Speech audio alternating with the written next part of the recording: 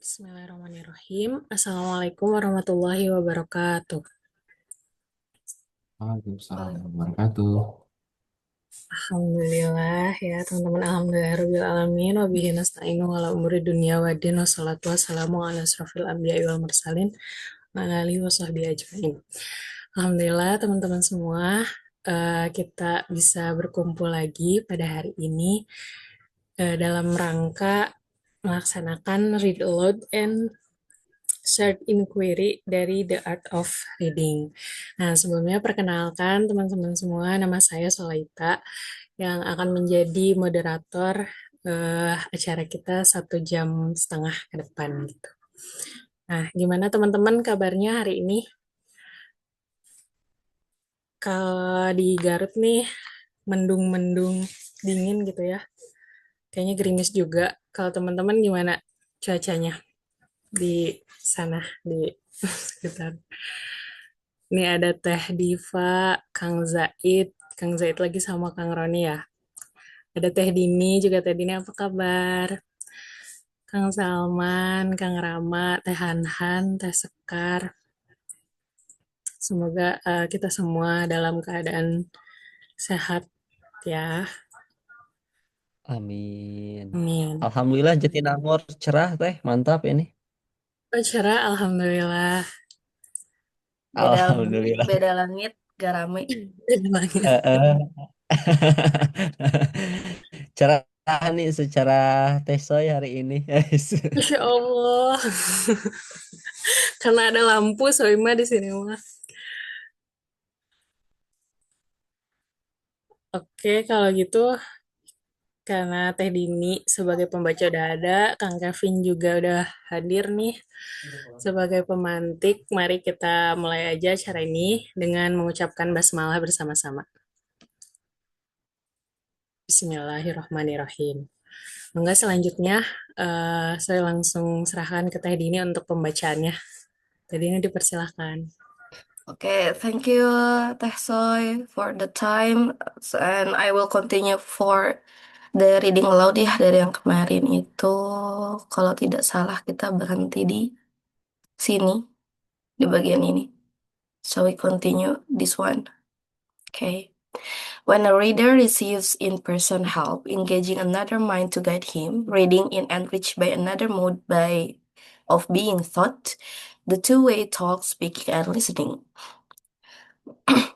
In this dialogical process, the mind remains active, exercising its power not only on the written text, but also on the relatively uninterrupted stream of speech. Jadi ketika seorang pembaca menerima bantuan langsung, ya ini yang melibatkan pikiran orang lain untuk membimbing dia, kegiatan membaca diperkaya oleh cara diajar dengan dua cara yaitu berbicara dan mendengarkan. Dalam dua arah proses ini, eh, apa namanya, pikiran tetap aktif, menggerakkan dayanya tidak hanya pada teks tertulis, tapi juga pada aliran ujaran yang relatif mengalir tanpa jeda.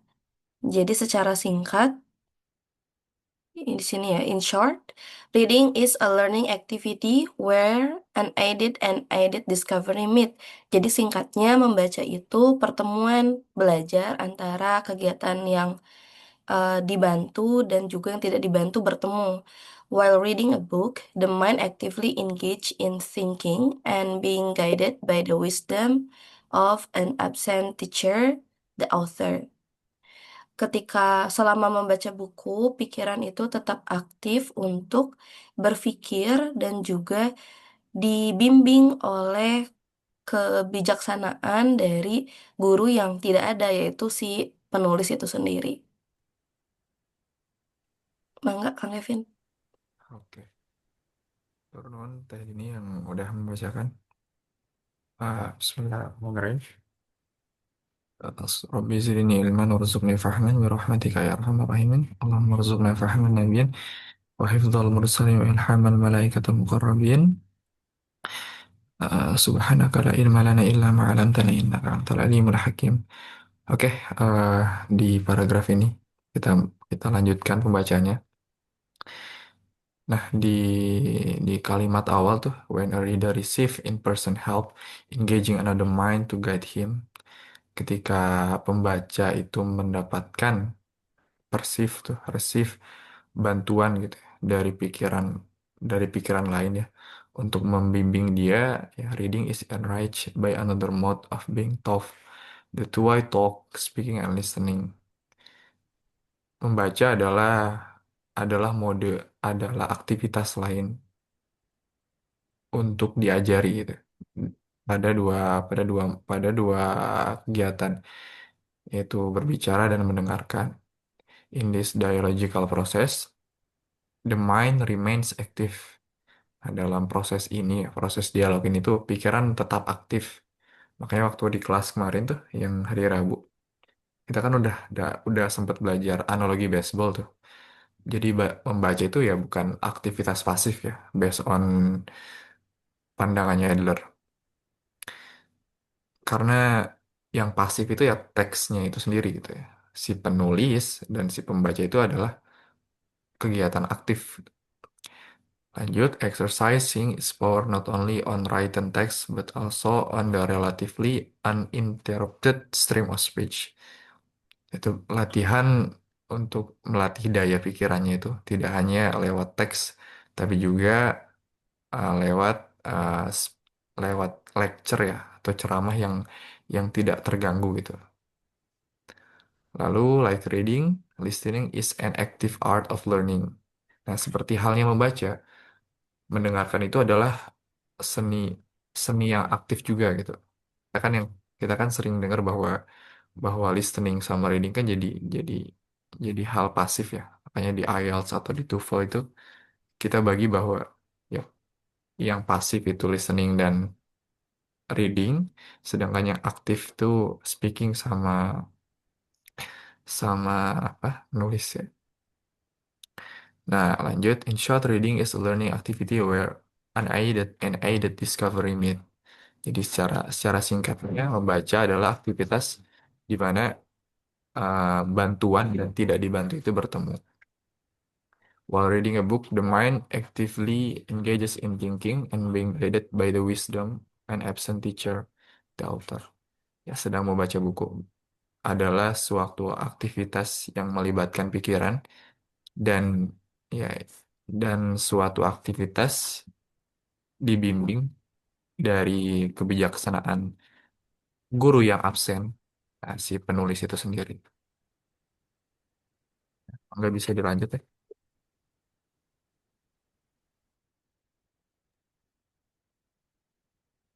According to Mortimer J. Adler, in 1902 till 2001 and Van Doren in 1926 till 2019 in their phenomenal work How to Read a Book, originally published in 1940 and heavily revised for 1972 edition and until now still alive. Jadi menurut Mortimer J. Adler, beliau lahir di tahun 1902 sampai dengan 2001, dan Van Doren di tahun 1926 dan meninggal di 2019 in their phenomenal work. Di karyanya yang fenomenal tentang bagaimana cara membaca buku yang publikasi pertamanya di tahun 1940 dan direvisi di tahun 1972 dan sampai sekarang bukunya masih relevan, masih ada. Learning is essentially a process of discovery. Belajar itu sejatinya adalah proses penemuan. It is the very nature of discovery of meaning and understanding that allows learning to be classified into two categories, aided and unaided. Jadi ini tuh bentuk yang sangat natural ya dari penemuan makna dan juga pemaknaan, memahami yang membantu belajar itu dibagi menjadi dua. Ada yang dibantu dan juga tidak dibantu atau mandiri. Nah, ini aided discovery refers to learning that occurs under the guidance or instruction of a teacher whether physically present or absent, mediated through a book. Kalau untuk penemuan yang dibantu itu merujuk pada belajar yang terjadi di bawah bimbingan atau instruksi dari seorang guru, entah guru itu ada secara fisik ataupun tidak, juga melalui buku. Unaided discovery, on the other hand, is learning in which the mind relies solely on its own powers of operations such as imagination, memorization, recollection, reflection, reasoning, and contemplation without external assistance. Nah, kalau untuk yang penemuan yang mandiri atau tidak dibantu ini di sisi lain adalah pembelajaran yang memang mengandalkan pikiran kita sendiri untuk melakukan imajinasi, mengingat kembali, mengumpulkan, merefleksi, eh, reasoning, dan juga berkontemplasi without external assistance tanpa bantuan dari luar. These two modes of learning are absolutely inseparable, for the true education of a person requires both. Jadi dua mode ini adalah dua mode belajar yang tidak bisa dipisahkan untuk mendapatkan pendidikan yang true, yang real, yang benar ya. Pendidikan yang benar, seseorang itu membutuhkan keduanya.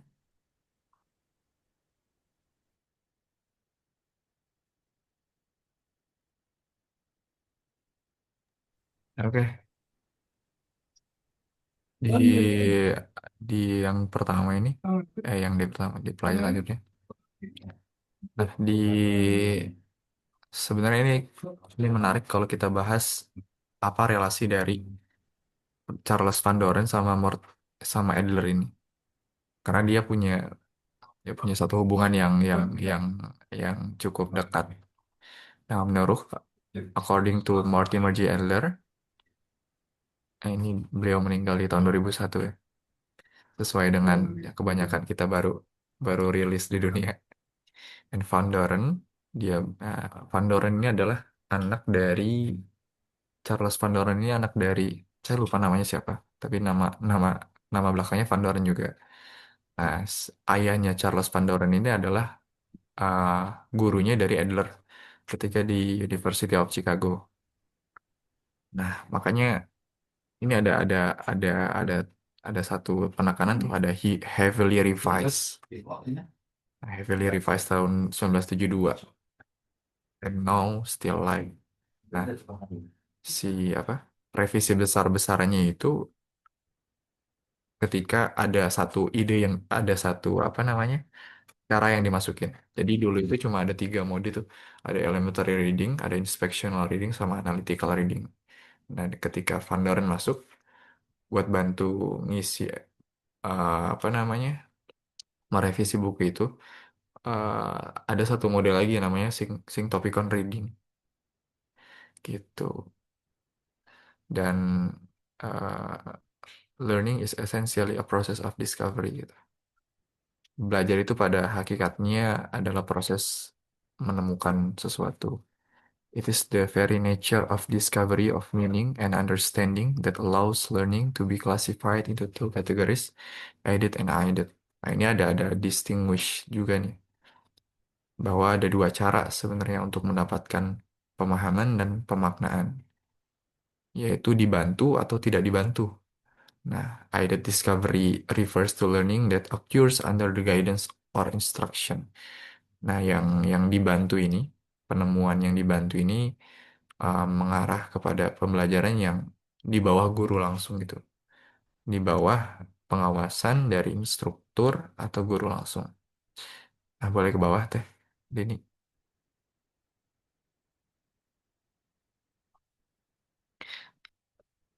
Nah, yang secara fisikal itu dia dia hadir gitu, nggak absen, dan mengajarkannya lewat buku.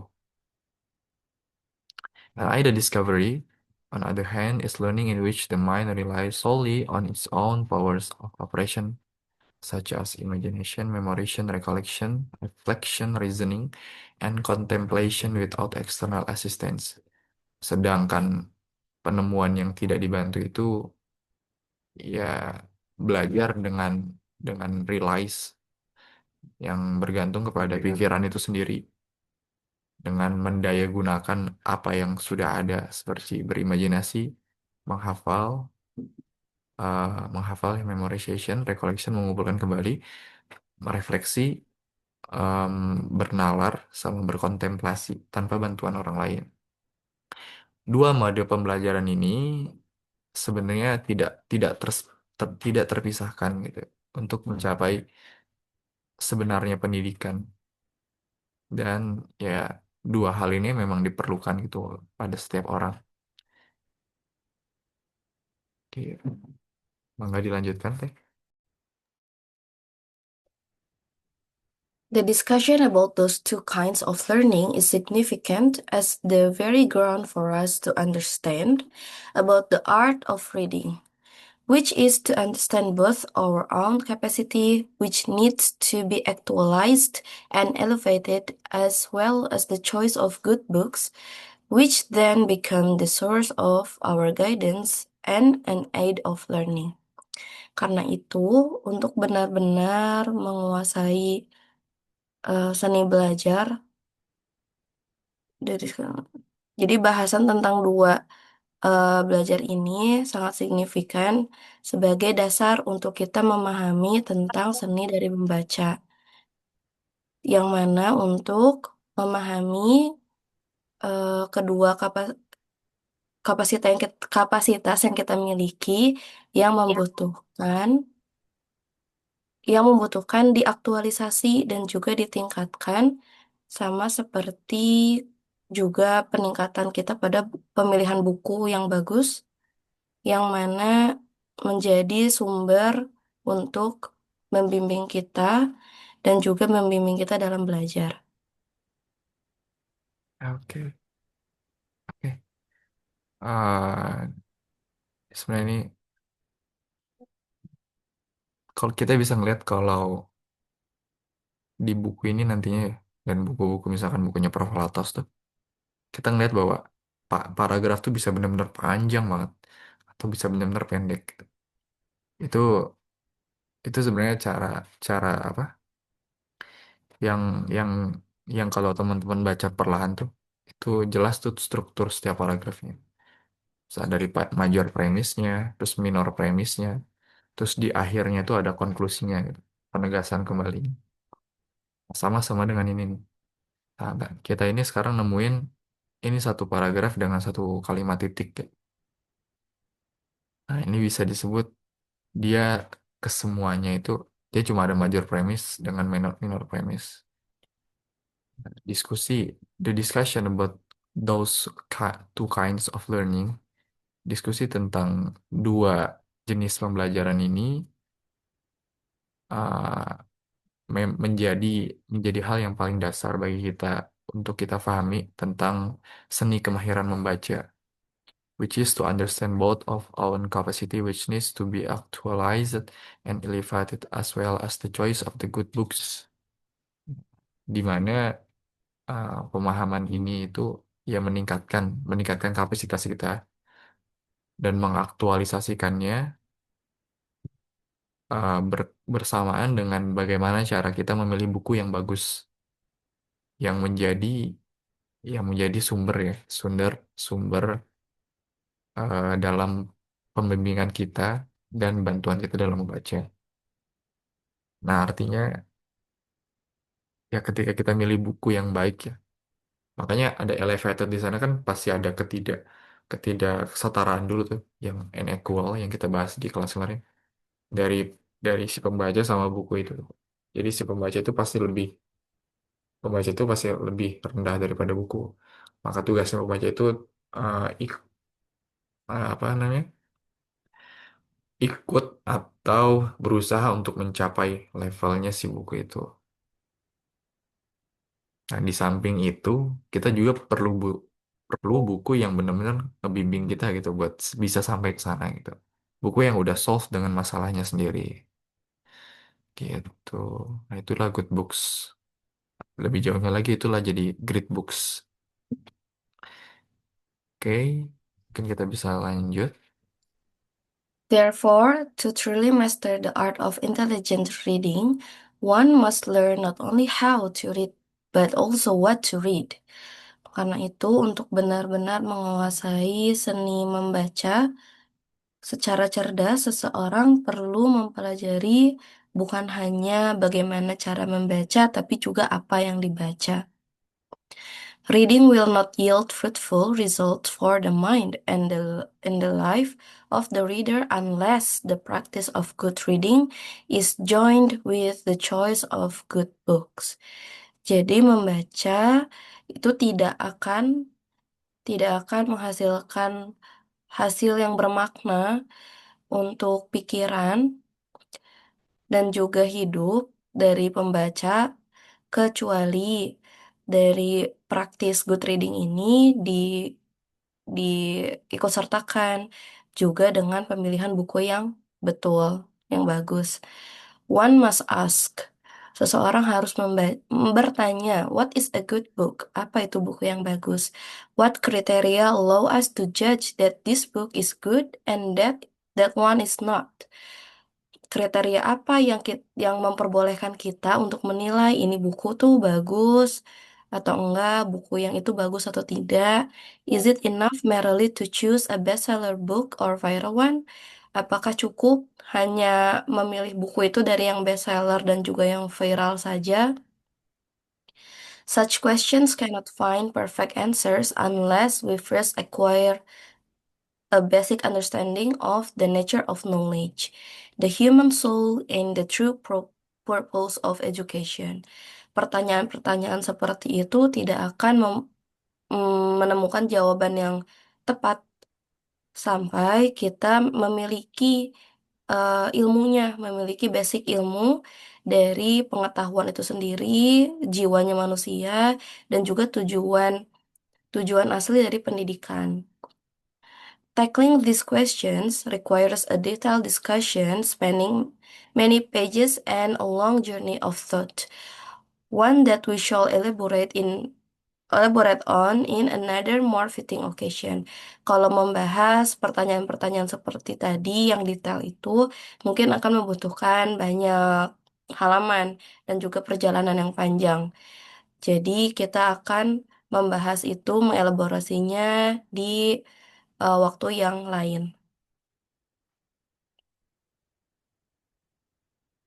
Enggak, Kang? Oke. Ah, ya ini salah satu penekanan di introduction yang sebenarnya perlu jadi catatan khusus. Oke. Therefore, to truly master the art of intelligent reading. Jadi, sebelumnya, sebelum benar-benar kita menguasai seni kemahiran membaca itu, kita nggak hanya belajar how. Aku coba, eh, coba tandain. Kita nggak cuma how-nya, tapi kita juga tahu what to read. Eh,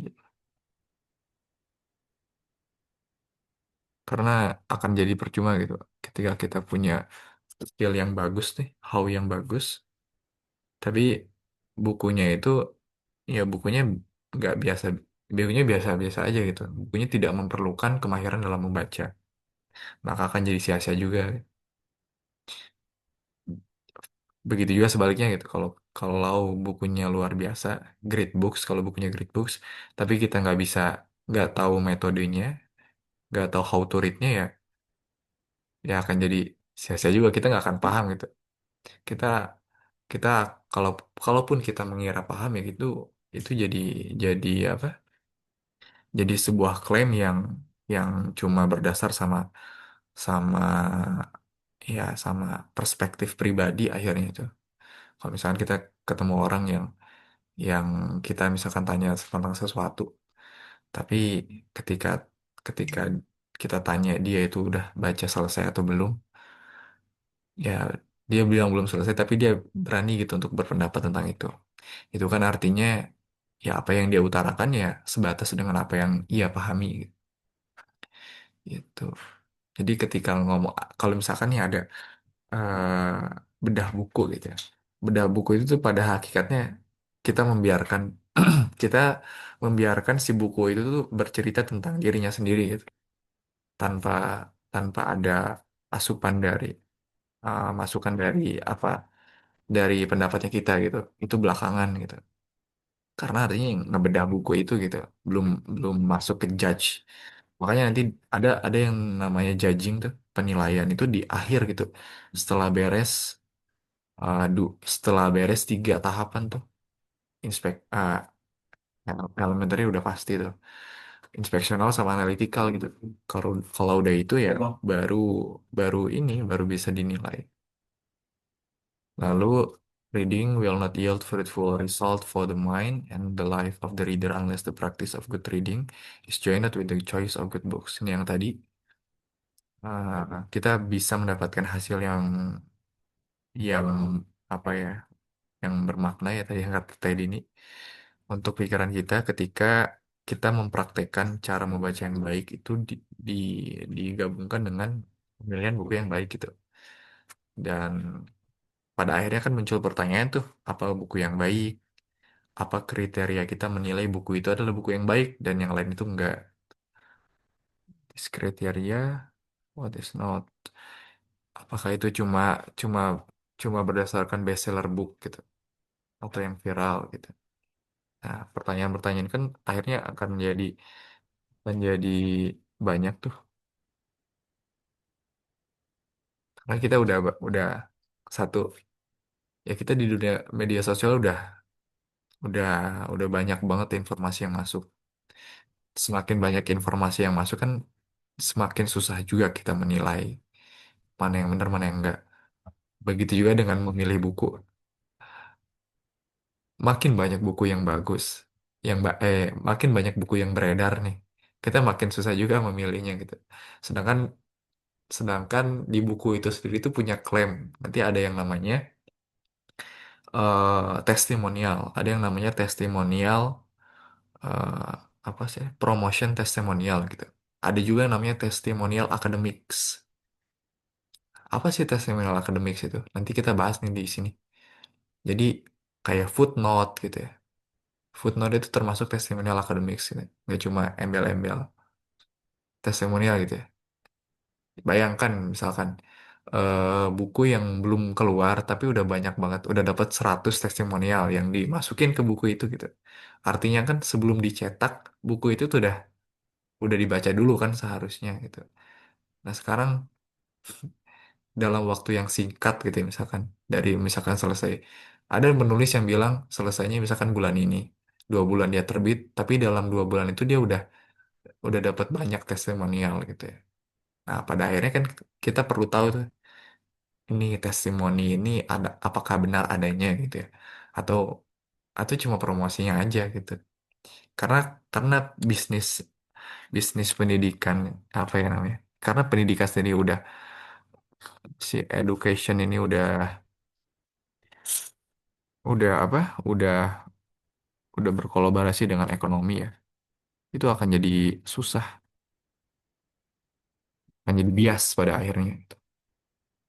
Semakin perlu juga kita tahu cara memilih buku yang baik gitu, dengan baca ini gitu ya. Industri pendidikan ya ini udah benar-benar masif banget.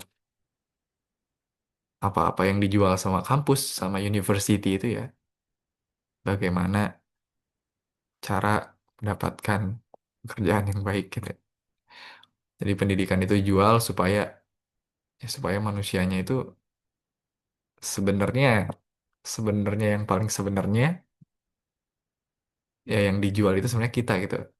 Ketika kita ketika makanya ada satu ungkapan tuh di filmnya siapa ya? Eh apa? Astagfirullah, dia sosial media apa ya? Jadi film dokumenter tentang sosial media gitu. Dia sebenarnya ketika kita tidak membeli atau menjual apapun ya, sebenarnya yang dijual itu kita sendiri gitu. Itu sebenarnya banyak, sebenarnya lumrah di kita, tapi kita nggak sadar aja. Nah lanjut, beberapa pertanyaan itu nggak akan menemukan jawaban yang sempurna ya. Kecuali unless we first, kita ganti warna ke hijau. Kecuali kita, unless we first, kecuali kita memperoleh basic understanding. Ini penting banget nih. Of nature of knowledge. Jadi, jelek warnanya. Jadi, untuk kita tahu masalah, untuk kita menemukan jawaban yang benar atas pertanyaan apa, atas pertanyaan buku mana yang bagus, dan apakah itu buku itu dari bestseller atau yang viral. Nah, terkhusus lagi ke pendidikan, ke education sendiri. Ini apa namanya? Ini sebenarnya kita perlu tahu ilmu dasarnya. Apa ilmu dasarnya? Ilmu dasarnya itu berkaitan dengan kita harus tahu dulu konsep ilm satu. Yang kedua, konsep manusia.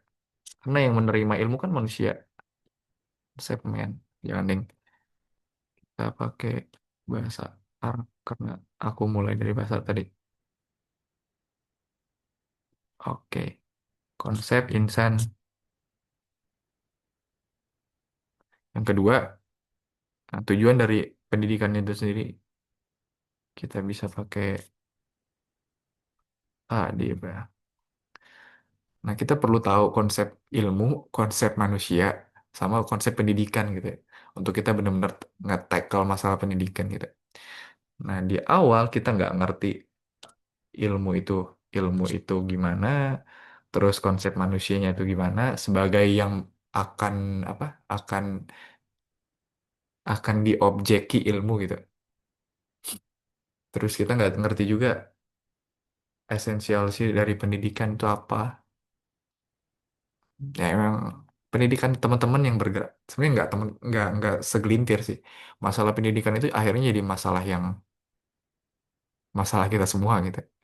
Makanya yang dipropose sama Profesor Alatos itu ya cara cara melawan cara apa, cara mengatasi tiga masalah besar itu: confusion and error in knowledge, the loss of adab, sama the rise of false leadership.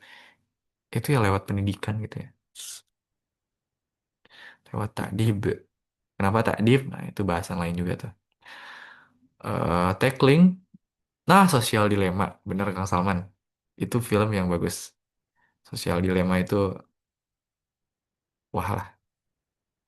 Tackling this question requires a detailed discussion spanning many pages and long journey of thought. Nah, untuk membahas masalah ini ya memang perlu perjalanan yang panjang gitu. Ya makanya ya kita pelan-pelan ya coba menapaki jalan ini. Kita ya sama seperti sama seperti dakwah lah, kita nggak mesti beres gitu kuliahnya. Kalaupun iya ya alhamdulillah, tapi ya setidaknya kita ada di jalan ini dan bertahan di jalan ini gitu, di jalan para pembelajar.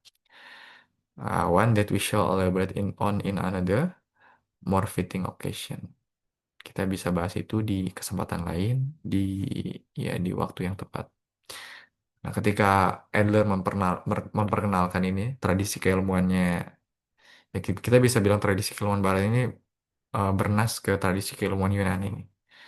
Adler itu jadi sering ngisi eh, di kampus-kampus tuh. Beberapa tahun dia safari, safari ngajar tuh, safari dakwah dengan metode ini ke beberapa kampus. Karena memang ya itu ya kalau misalkan kita kita benar gitu ya, dan kita tulus, kita truthful sama sincerity itu kelihatan gitu bedanya gitu, bedanya ilmu yang dibawakannya. Dan itu nggak cuma terjadi di tradisi keilmuan kita gitu. Tradisi keilmuan barat tuh ketika ilmunya benar dan caranya benar itu dia bisa fitrahnya itu menyebar gitu ya. Kebenaran itu fitrahnya pasti menghilangkan apa-apa yang yang yang palsu semua. Gitu. Sebenarnya kita masih punya waktu lagi baca satu paragraf.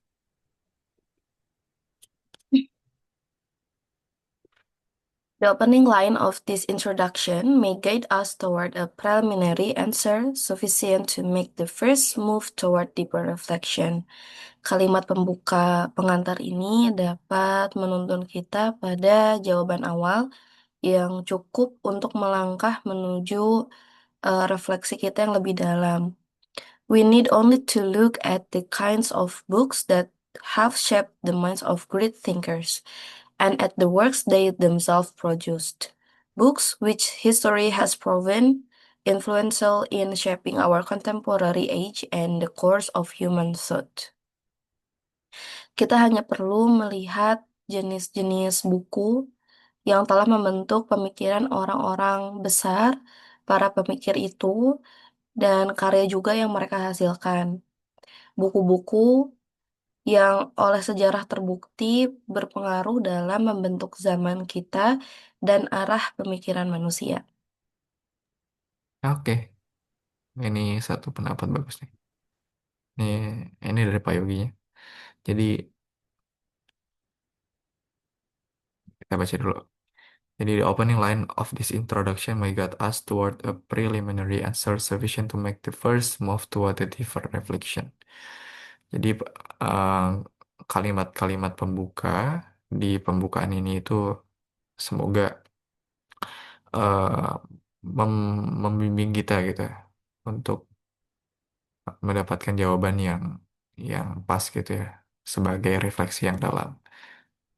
Dan ini, we need only to look at the kind of books that have shaped the minds of great thinkers. Dulu dulu saya sering nanya ke Pak Yogi tuh,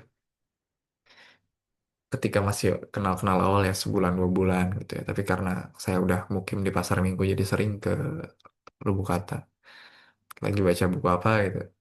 Dan jawabannya tuh sampai sekarang saya ngelihat orang lain nanya ke itu ke Pak Yogi.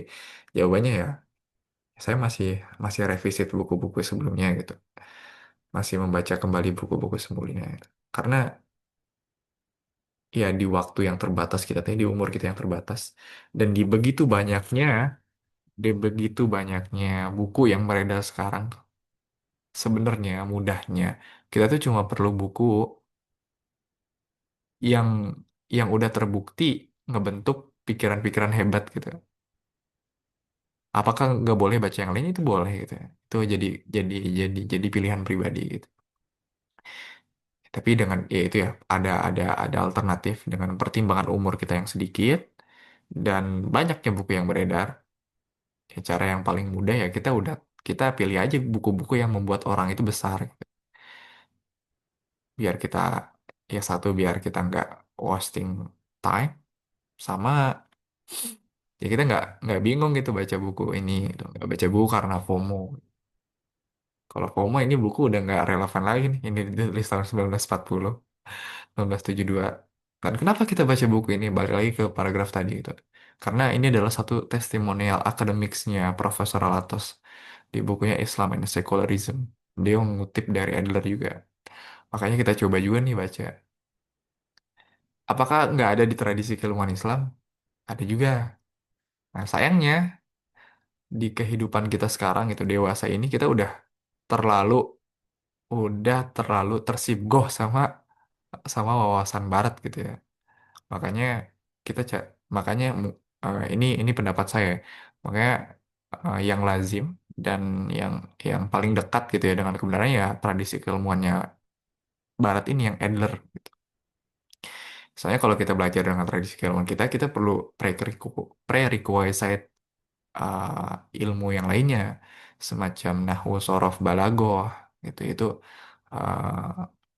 logika, retorika, sama grammar bahasa, dan juga quadriviumnya gitu.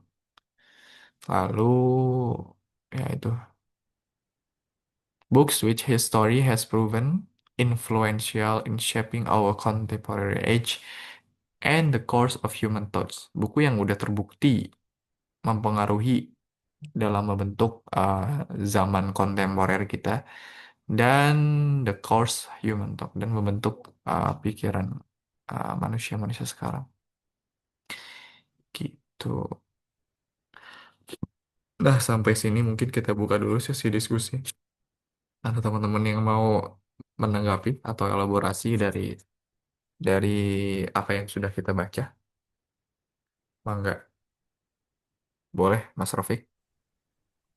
Ya, Bismillahirrahmanirrahim ya. Suaranya jelas ya, Kang? Jelas, jelas.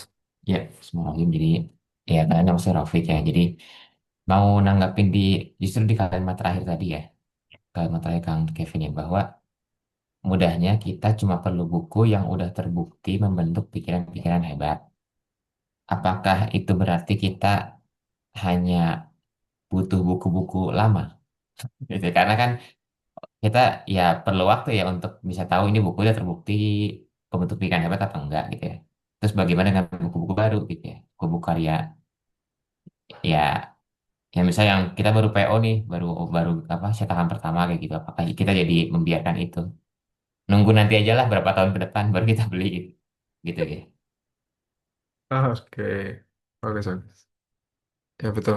Untuk tahu buku itu, tahu buku itu udah terbukti juga perlu waktu juga kan ya. Itu perlu waktu lainnya tuh buat membuktikan. Nah, ya makanya di beberapa pertemuan sebelumnya, ya paling mudah itu kita nemuin guru gitu. Kita punya guru yang satu itu, yang guru yang berwibawa ya, yang sah berwibawa, muktabar, yang dia bisa ngasih tahu buku ilmu-ilmu yang perlu dipelajari, dan dia juga tahu kondisi kita gitu, udah di mana dan perlu belajar apa. Itu paling mudahnya gitu, paling selamat tuh. Nah, sedang gimana kalau kita nggak punya guru kayak gitu?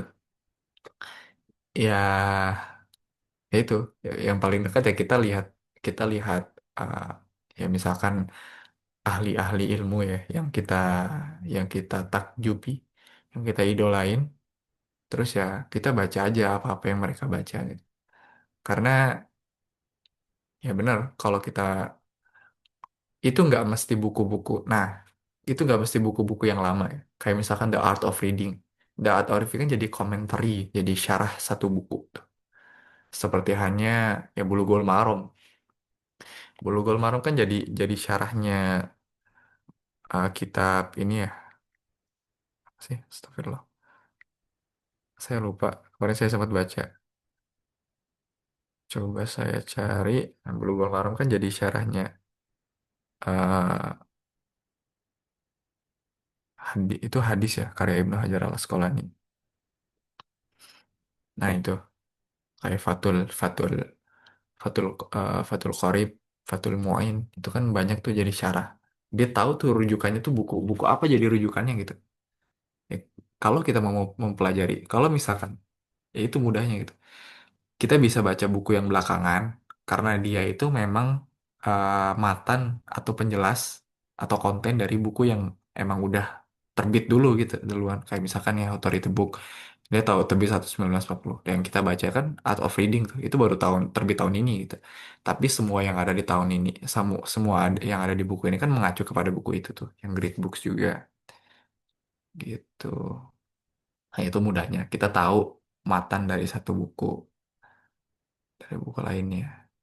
Terus, apakah buku yang akan datang tidak tidak tidak bisa dikategorikan great books? Ya, bisa. Tapi kan yang tadi dibahas di awal, kita perlu perlu waktu dan tempat yang lain untuk bahas, untuk bisa kita tahu bahwa buku itu adalah buku yang benar nggak, atau buku yang pas buat dinilai gitu, termasuk great books atau enggak. Gitu, Mas Rofik. Hmm, oke, oke, oke. Berarti mungkin kalau saya menyimpulkan gini ya, yang pertama kita memang butuh guru dulu ya untuk bisa mengukur kita juga apakah mampu untuk baca bukunya. Kadang kita tahu great books tapi kita tidak punya great minds-nya. Ntar pas buka Hmm. bukunya nggak ngerti gitu ya. Nah, terus yang kedua, eh, ya kita tahu buku rujukan dari buku yang dituju gitu ya. Nah, sama kayak The Art of Reading ini gitu ya. Nah, kita tahu rujukannya How to Read a Book gitu ya, dan mungkin buku lain gitu ya. Eh, Jadi kita bisa jadi pertimbangan. Dan mungkin itu jadi salah satu ini ya, maksudnya cara baru untuk promosikan buku ya. Ini loh daftar pustakanya, gitu. Kan gitu ya. Benar, benar, benar. Iya, benar. Benar, benar, benar. Ya itu. Oh, tadi ya Fathul Bari itu dia syarah dari Sahihul Bukhari. Banyak. Ya banyak hal begitu. Iya, jadi metode baru ya mungkin.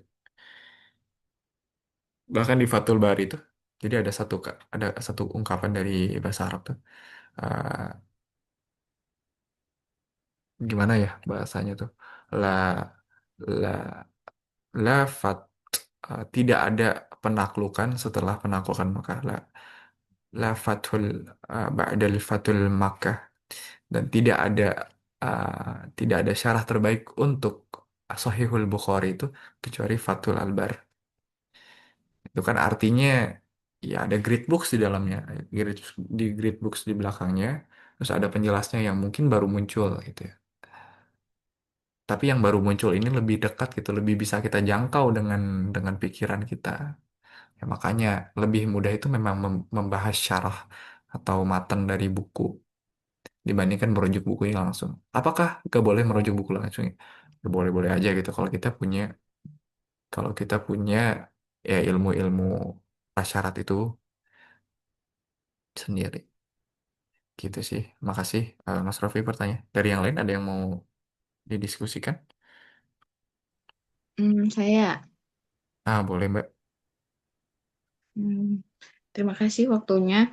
Eh, Kalau saya apa ya, 2 kali pertemuan bahas ini, itu menurut saya, apakah sebenarnya penjelasan dari buku ini dan sebagainya itu emang untuk apa ya, bukan yang untuk pemula gitu ya, tips-tips untuk ya mungkin meningkatkan level itu ya. Jadi kalau untuk yang pemula itu kira-kira gimana ya untuk apa ya, untuk me- men- mencintai baca gitu.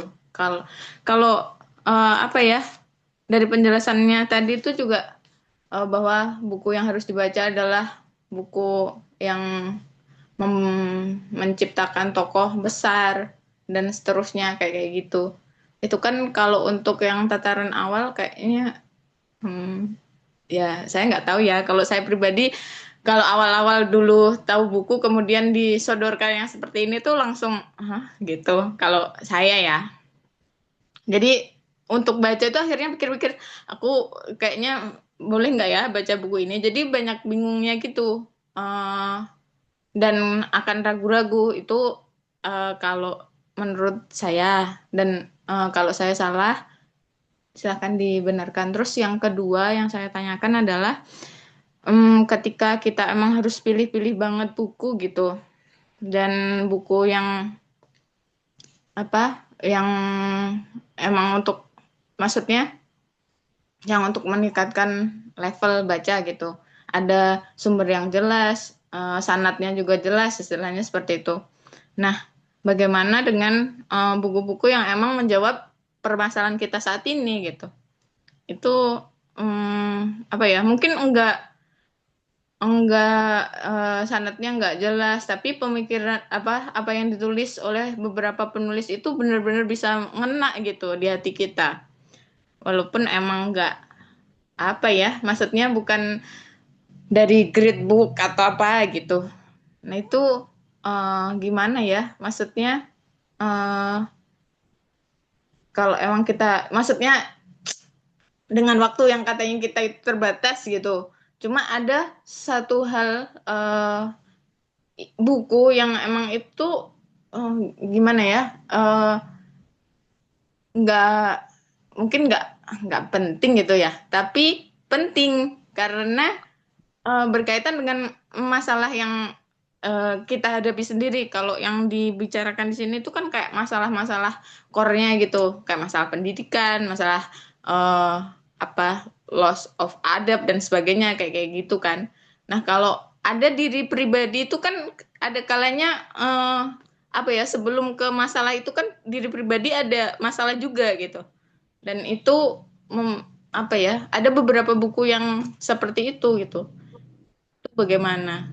Dan kalau kita menulis, semisal ada penulis gitu ya, penulis-penulis awal gitu. Semisal kita harus membaca buku yang seperti itu, nah eh, untuk kan katanya itu kalau apa salah satu cara kita mendukung literasi ini makin besar itu adalah dengan maksudnya mendukung mereka yang berburu menulis dan sebagainya gitu kan. Nah itu gimana juga gitu.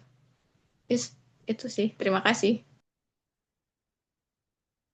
Oke, sama-sama tanyanya. Saya mau coba jawab yang nomor dua dulu. Eh Yaitu, gimana kalau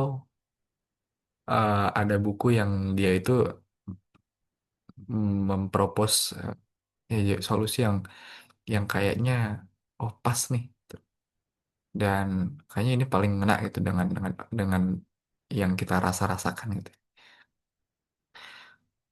Oke, saya coba jawab yang dulu saya pernah juga tuh, saya awal-awal tuh baca juga kayak kayak misalkan Start With Why, terus Mindset tuh yang Carol Dweck, juga bukunya Malcolm Gladwell, The Tipping Point. Itu adalah buku-buku yang ya baik, buku-buku yang bagus ya. Dia ya premis premis minornya emang jelas gitu. Yang jelas, nah, apakah apakah gimana gitu dengan adanya buku-buku itu. Hmm, saya mau jawab kalau ya gimana ya. Kita bisa lihat pohon ya. Kita bisa lihat pohon. Masalah-masalah yang benar-benar kerasa langsung kepada diri kita sekarang, kepada masyarakat kita sekarang adalah masalah yang ya masalah akhir gitu, buah dari masalah gitu. Ya, buah itu udah jatuh kena masyarakatnya dan kita mencari solusi nih, solusi jangka jangka pendek itu buat ngehandle dulu masalah itu gitu.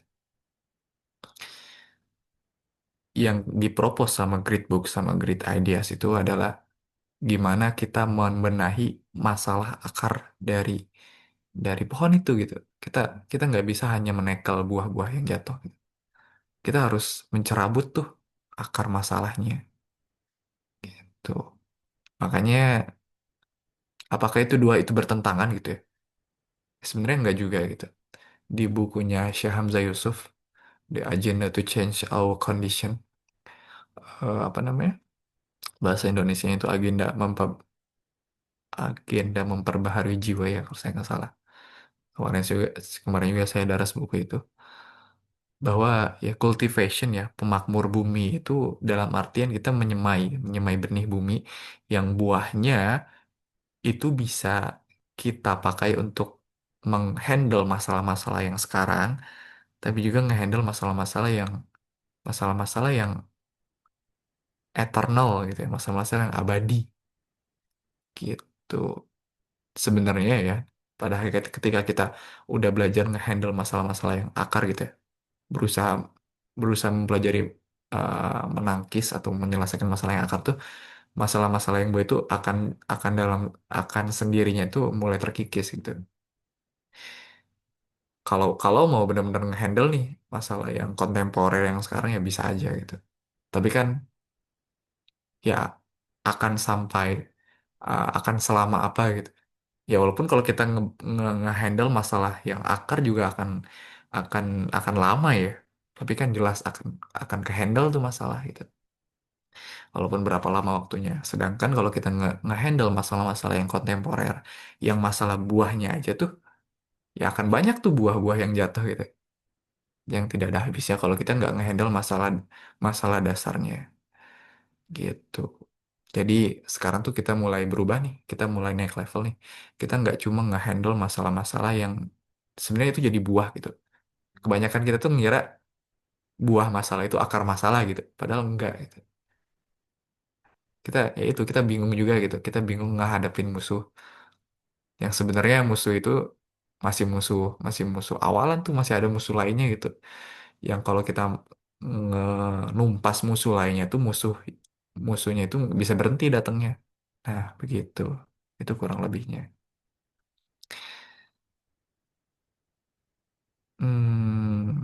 Tadi ya itu. Tadi yang pertanyaan pertamanya apa, Mbak Ani? Saya agak ini agak lupa. Yang untuk Mungkin pemula, Kang.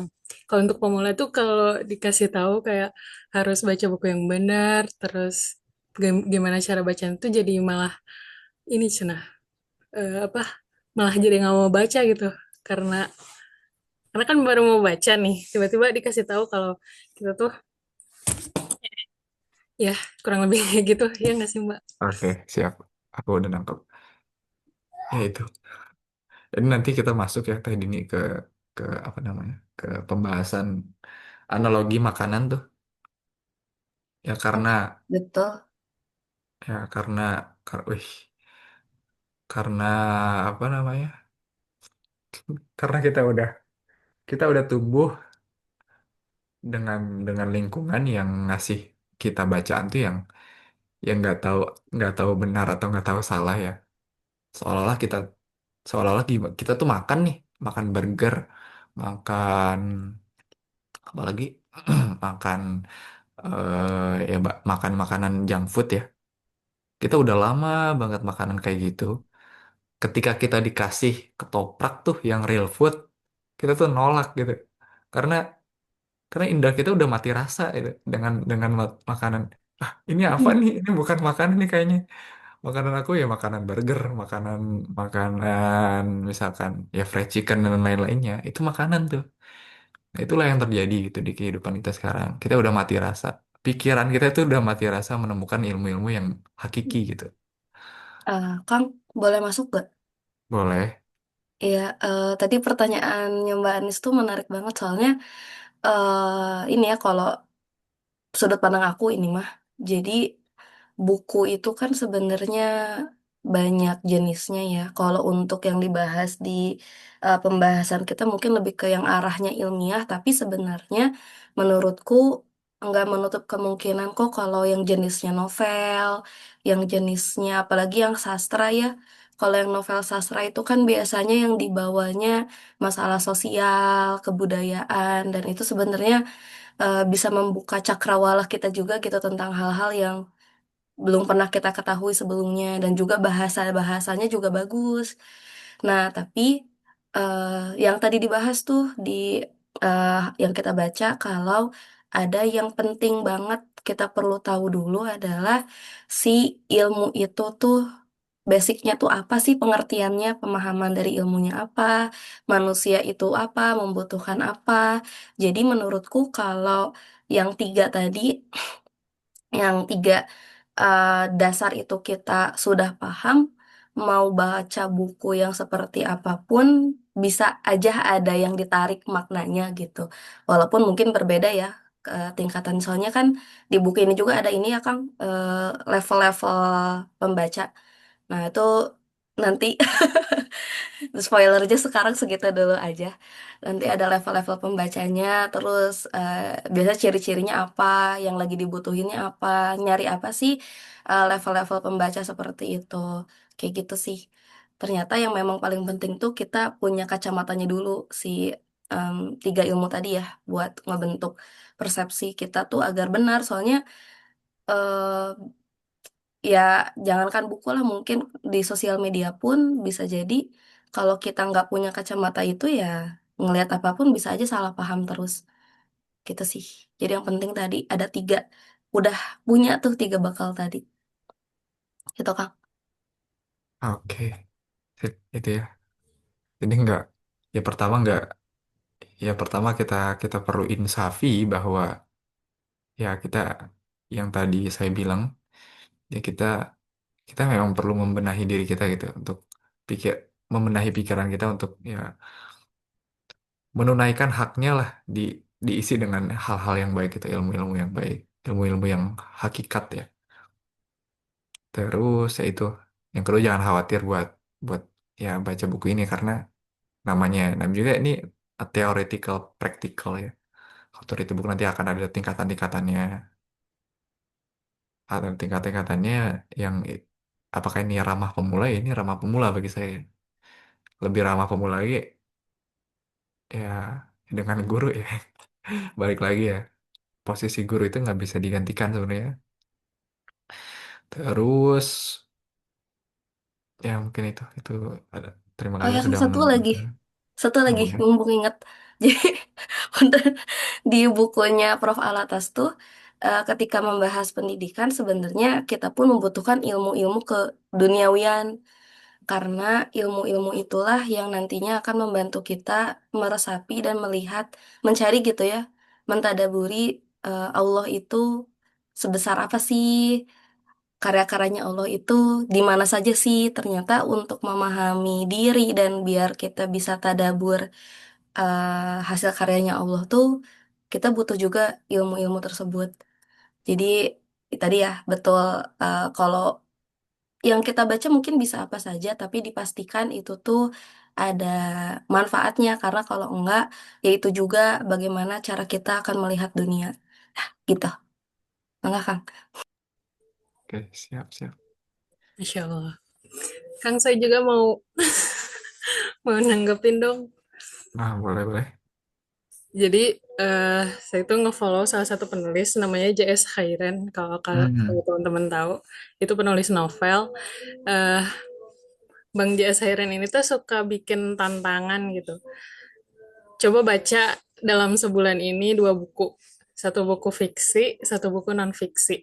Buku non fiksi itu untuk untuk hati, dan buku fiksi, kebalik ya. Buku fiksi itu untuk hati, buku non fiksi untuk otak, cina gitu. Jadi kalau menurut saya, betul sih kalau misalkan masalah-masalah yang kayak permukaan tadi bisa diselesaikan dengan buku-buku yang ringan gitu. Kita juga bisa aja secara bersamaan dengan hal itu kita juga baca buku-buku yang mengakar tadi kata Kang Kevin gitu, yang benar-benar jadi seiring gitu, seiring berjalan. Nggak apa-apa baca buku yang awalnya ngena di hati dulu gitu ya. Kayak ini nyambung sama pertanyaannya Teh Diva, saya sepemikiran sama Mbak Anies katanya. Jadi saya juga merasa membaca buku yang nyaman saja untuk dibaca dan relevan dengan kehidupan saat ini. Misalnya baca buku parenting, novel pembangun jiwa, kesehatan mental, dan lain-lain yang sepertinya mungkin bukan great books gitu. Nah, saya juga mikir eh, ya nggak apa-apa baca itu juga gitu. Tapi di samping itu harus beriringan juga sama baca buku-buku yang berbobot gitu, yang great books-nya itu. Karena yang saya rasakan gitu ya, dulu saya nggak pernah tuh baca-baca buku pemikiran Islam yang kayak gini-gini tuh, wah jauh lah gitu ya. Tapi ketika buku-buku ini mulai saya baca gitu, kayak connecting the dot gitu antara si buku-buku yang bisa dibilang cuma mengatasi permukaan sesuai dengan kehidupan saat ini yang saya rasain gitu, tentang tumbuh dewasa, tentang apa gitu. Nah, ketika baca buku yang menyelesaikan dari akar masalahnya tuh kayak ada ya gitu kliknya gitu. Jadi kayak kenapa ya selama ini pendidikan kita kayak gini, terus kejawab waktu daras buku budaya ilmu gitu, karena ya masyarakat kita tidak memandang ilmu sedemikian rupa gitu, makanya masalah-masalah kita tuh jadi kayak gini gitu. Oh ya teman-teman, kita tuh ini bukan daras pertama ya buat yang baru gabung. Kita tuh udah 3 kali daras buku. Yang pertama buku budaya ilmu, yang kedua filsafat pendidikan ya, filsafat pendidikan SNM Alatas. Nah itu tuh saya nangkepnya ada 3 poin kan, untuk kita dapat jawaban buku mana yang bagus. Itu tuh konsep ilmu tadi, manusia, insan, sama tujuan pendidikan. Nah, di BBC ini sebenarnya kita udah 2 tuh konsep ilmu sama tujuan pendidikan. Manusia juga sih sebenarnya dibahas juga di 2 buku itu tuh sebenarnya. Jadi manusia yang baik atau manusia yang jadi warga negara yang baik atau manusia yang baik. Waktu itu pernah juga dibahas gitu, buat teman-teman yang baru gabung bisa banget kepoin di description box, ada itu, ada file-file kita, ada juga rekaman darasnya Itu sih. Terus Teh Diva ini nanya juga Kang, ingin bertanya. Jadi siapa sih yang bisa mengkategorikan buku itu great books atau tidak? Apakah mencari guru yang tadi dijelaskan atau bagaimana? Nanti dulu ya Kang Zaid ini masih bahasanya masih seru. Yang belakang Z. Oke. Oke. Izin bertanya, siapa sih yang ngategoriin ini? Siapa sih yang bikin milah-milah buku ini adalah buku yang great atau ide-ide yang great? Ya, ya pada hakikatnya ya, eh, gimana ya? Pada pada sebenarnya ini jadi satu approach ya, satu pendekatan aja gitu. Karena udah banyak banget yang tersebar luas ya. So, it's too many to spread out. Jadi kita tuh jadi ya untuk yang menghimpun itu ya ya dipilihin nih yang benar-benar great books ya, great ideas. Mudahnya kalau kalau misalkan dibilang siapa yang menentukan, ya sebenarnya ahli-ahli ilmu di di kehidupan sebelum kita gitu.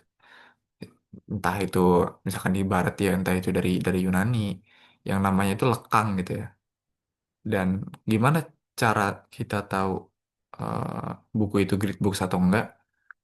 Ya dengan apa yang dia bahas gitu. Karena tema-tema besar itu kayak beauty kan yang dibahas di great books itu great ideas ya, 102 great ideas gitu. Ide-ide besar yang itu tuh dibahas dari zaman Plato sampai zaman sekarang gitu. Kayak makna kebahagiaan tuh. Itu benar-benar dua kata yang besar itu, makna dan kebahagiaan. The meaning of happiness. Makanya ada buku Plato namanya. The meaning of happiness. Karena sampai sekarang kita masih cari kebahagiaan itu gitu ya. Nah, dengan kita tahu itu adalah ide-ide besar, dengan tahu kita ide-ide besar, berarti itu termasuk ya great books juga gitu. Nah, step selanjutnya ya kita tahu penulisnya itu siapa gitu. Supaya apa ya? Ya supaya kita tahu gitu sumber ilmu kita tuh dari mana gitu. Kita bisa aja gitu. Misalkan aku baca baca Typing Point Malcolm Gladwell. Ya Malcolm Gladwell udah cukup terkenal juga. Aku tahu sih oh orang ini dia ngajar di sini, dia belajar dari sini. Terus gimana kalau misalkan ada yang bahas sesuatu yang besar, tapi nggak diketahuin siapa? Ya, ya balik lagi tuh. Kita kita menghindari ya, kita menghindari mendapatkan ilmu dari dari orang-orang yang kita nggak tahu gitu ya, dari orang-orang kita nggak orang-orang sembarangan lah, let's say. Ya karena itu ilmu gitu ya. Ilmu itu cuma hanya hanya hanya diwarisi. Bayangin yang mewarisin ilmu kan ya ulama ya, yang itu adalah pewaris para nabi gitu ya. Jadi ilmu itu bukan hal yang sepele gitu ya, hal yang sembarangan. Ya. Dan kita nggak bisa dapetin itu dari orang-orang yang sembarangan juga. Gitu. Sama tadi mungkin mau masih jawab yang Mbak Anis ya. Ya pada akhirnya ya karena ini masih berjenjang juga nih, masih ada beberapa cara membaca ya. Ya pada akhirnya kita perlu sabar juga gitu, perlu sabar. Kita perlu menelan dulu nih si real food ini. Real food yang beneran sebelum kita terjun ke masyarakat, terjun buat ngehandle masalah gitu. Kan sebelumnya kan kita ngehandle masalah dengan dengan bekal seadanya ya. Itu pun kalau ada bekal ya, kalau nggak ada gimana? Makanya dulu di kami itu saya pernah ada di kami, di kami itu ketika saya ngelihat AB1 dia ada jenjang paling dasar tuh ada namanya orang yang baru daurah, tapi dia mau naik jenjang tapi dia nggak baca Sirah Nabawi sama dulu tuh buku kekamian kita tuh ada namanya api api sejarah ya satu api sejarah dua kayak karya Anman Surya Negara. Kalau dua orang itu nggak baca minimal dua buku itu ya, dia itu mau jadi dai ya, mau dakwah itu dengan gayanya siapa? Sedangkan si Nabawi itu nggak dibaca. Terus dia ngelihat Indonesia itu gimana, sedangkan buku api sejarah itu nggak dibaca. Ya itu sih pada akhirnya. Gitu. Nah, mungkin kita kasih kesempatan dulu Kang Zaid nih, yang sedang Boleh, Kang Zaid dulu sedang sedang fokus. menyetir, tapi tetap ingin silakan Hmm. Kang Zaid. Cek, cek, cek. Bismillah. Suara berisik tidak? Terdengar jelas atau Aman, tidak? aman. Terdengar, Kang. Oke, oke. Bismillah, masuk ya.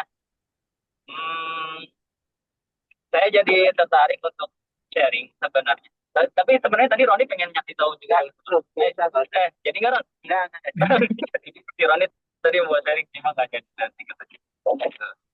Jadi tadi berkaitan sama cara memilih buku, mana yang harus dibaca, kemudian pentingnya memilih guru gitu, atau kayak cara termudah untuk mendapatkan rekomendasi buku ya dari guru gitu. Kemudian eh, cara belajar yang mana yang harus sama guru gitu. Saya jadi tertarik untuk sharing pengalaman di Al Azhar ya gitu. Dan ini sudah menjadi tradisi intelektual yang secara turun temurun terus diwariskan itu cara belajar seperti ini. Jadi di kita itu nggak tahu ya, sebenarnya saya cocok kok untuk sharing ini karena barangkali akan tersampaikan di beberapa pertemuan selanjutnya gitu, kayak termasuk mungkin nanti ada level-level membaca atau gimana gitu nanti mungkin akan masuk ya. Tapi karena kita sistemnya ini ya banyak diskusi, jadi kan kadang suka ada pertanyaan yang kayak kalau digantung tuh kayak gimana gitu kan, kayak butuh jawaban cepat kan sih gitu. Nah, jadi ini saya sharing aja ya. Di di sana itu kita ada apa namanya, ada buku-buku atau kayak kitab ya, kitab-kitab yang disebut ada dua kategori kitab. Yang pertama disebut kitab ta'limi, kedua kitab mutola. Apa itu kitab ta'limi? Kitab ta'limi adalah buku-buku yang wajib dibaca harus dengan guru. Wajib itu sama guru. Dia harga mati nggak boleh kalau nggak pakai guru. Gitu. Kemudian ada kitab mutola. Kitab mutola adalah kitab yang boleh dibaca tanpa panduan guru. Tapi syaratnya kita harus selesai kitab-kitab ta'limi. Gitu. Nah, ini unik gitu karena ini sebenarnya adalah ini ya kurikulum yang diterapkan untuk membentuk orang-orang jadi ulama. Nah, itu akhirnya dibuatlah kategori seperti itu. Ada kitab ta'limi, buku-buku yang wajib itu harga mati, nggak boleh kalau nggak pakai buku. Kemudian dari kita penguasaan kita terhadap kitab-kitab tersebut atau buku-buku tadi, buku dasar tadi itu memperbolehkan kita baca buku apapun, termasuk yang tebal-tebal, termasuk yang lama-lama, termasuk yang kayak ini buku kayaknya susah untuk dibaca kalau misalkan kita nggak punya pengetahuan dasar di kitab-kitab ta'lim itu. Nah, itu pertama. Yang kedua, tentu apa namanya kayak pemilihan buku-buku tadi itu ya itu akan langsung tersampaikan oleh guru-guru kita gitu. Karena guru akan merekomendasikan buku mana yang harus dibaca. Bahkan dari satu bidang ilmu pun nggak semua atau nggak sembarang buku yang dipilihkan, kita ada tahapan-tahapan mulai dari buku mana yang dasar, yang kalau kita nggak tahu basic itu kita mulai baca dari buku mana, kemudian mana yang untuk menengah, kemudian mana yang untuk expert gitu. Bukan cuma tahapannya, judul-judulnya, penulisnya, bahkan catatannya pun dipilihkan gitu. Buku ini judulnya ini, karya ini, penerbit ini gitu. Itu benar-benar rekomendasi sampai sedetail itu teman-teman gitu. Dan itu tentu setelah itu tadi ya kita punya kesadaran untuk pertama belajar, kedua punya kesadaran untuk memilih guru gitu. Tentu saja kayak bagaimana kita mengetahui bagaimana tahapan-tahapan membaca buku dan buku mana yang harus dibaca dan buku mana yang layak dibaca itu setelah kita punya kesadaran untuk belajar dan kesadaran untuk punya guru gitu. Nah, setidaknya kita punya kesadaran untuk belajar aja. Kalau kita punya kesadaran untuk belajar, otomatis kita punya kesadaran untuk baca buku dan pada giliran berikutnya kita punya kesadaran untuk memilih guru ya gitu. Dan ini pengalaman saya pribadi dan mungkin banyak teman-teman yang juga di Al Azhar itu ini kita pernah di masa kita tuh baca sembarang, belajar sembarang ilmu tanpa panduan guru. Kita pernah di masa itu yang kemudian pada akhirnya kita akhirnya sadar setelah belajar ini belajar itu yang secara apa ya, secara tahapan kita loncat-loncat lah gitu. Akhirnya kita jadi tahu belajar tuh nggak yang benar tuh sebenarnya bukan kayak gitu, bukan loncat-loncat, bukan sembarang oh ada apa nih baca, oh ada itu apa nih baca gitu. Tapi memang kita harus memenuhi kebutuhan pikiran dasar kita dulu gitu, mulai dari buku yang memang secara berjenjang harus kita baca dan pelajari, dan harus ada buku kemudian bukunya jelas apa gitu yang dari paling dasarnya gitu. Maka kalau misalkan teman-teman tadi punya minat baca, kemudian bingung untuk kayak "Ini baca buku apa sih gitu, atau kayak kalau misalkan udah tiba-tiba diarahkan ke buku yang kayak apa namanya, oh ini agak berat gitu, kayak jadi minatnya jadi hilang gitu gara-gara ngeliat itu berat. Menurut hemat saya, dengan kita punya kesadaran untuk belajar, kemudian untuk baca, kemudian ikut komunitas seperti ini pun ada rekomendasi dari teman dan sebagainya, kita jadi terbuka pikiran untuk apa kita harus belajar gitu. Kita harus belajar apa gitu, ya enggak? Maka itu tadi gitu, tidak ada yang salah dari teman-teman kayak mungkin di awal-awal mungkin baca novel dulu, mungkin baca buku ringan dulu gitu. Tetapi ya pada akhirnya tentu kita akan dapatkan pencerahan di mana kita harus memilih buku yang tepat dan guru yang tepat gitu. Setelah kita mungkin kenyang dengan buku-buku fiksi yang ringan-ringan, kemudian kita kayaknya pengen mengupgrade,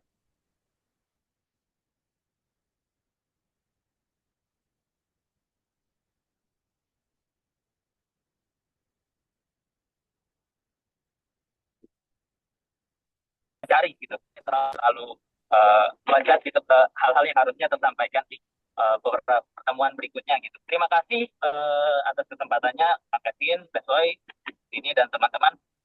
Itu aja. Terima kasih. Roni jadi nggak? Oke, ya. Insya Allah sangat insightful ya pengalaman Kang Zaid di Mesir gitu. Jadi ada buku-buku persyarat dulu yang harus dibaca, baru boleh baca buku apapun. Mungkin teman-teman ada yang mau nanggapin lagi, Kang Kevin atau dari siapa? Kalau enggak, kita lanjut, ada pertanyaan nih di kolom chat. Boleh nggak aku nanya? Iya. Oh, boleh. Boleh, Kang. Oke. Dikit aja sih tadi soalnya sempat tiba-tiba kepikir ketika Kang Zaid nyinggung soal baca buku loncat-loncat gitu ya.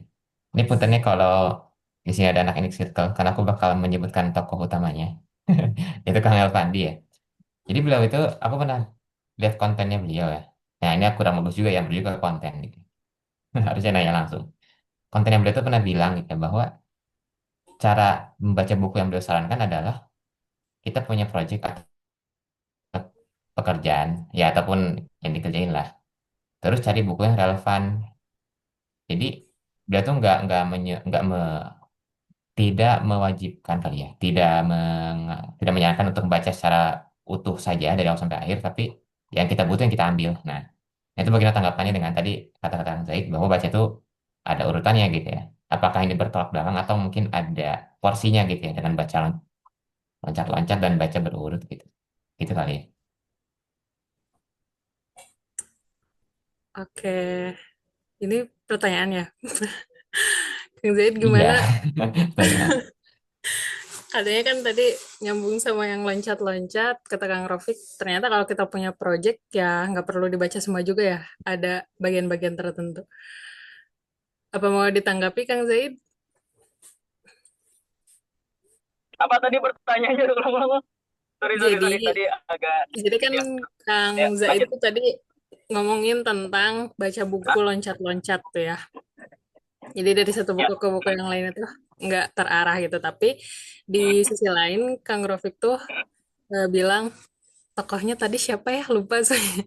Tapi pokoknya ini ada yang bilang kalau nulis buku, kalau baca buku itu ketika kita punya project nggak perlu baca buku semuanya. Jadi bisa buku bagian-bagian aja yang memang kita butuhkan untuk project kita itu. Itu apakah bertolak belakang oke. sama yang tadi diomongin Kang Zaid atau gimana?